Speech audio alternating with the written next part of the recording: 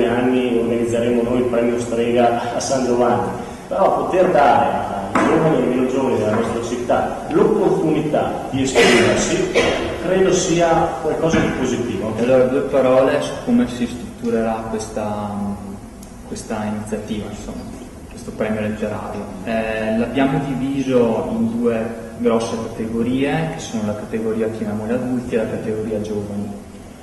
La categoria adulti è divisa a sua volta in 2 sezioni in base al tipo di elaborato che verrà fatto.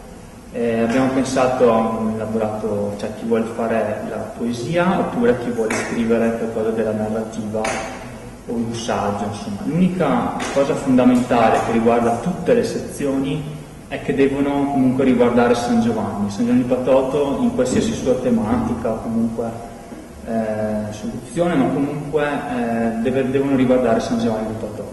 Intendiamo partire con il bando ad aprile e poi finire gli ultimi lavorati che vengono spediti, insomma mandati entro metà settembre, e poi le premiazioni saranno all'autunno prossimo.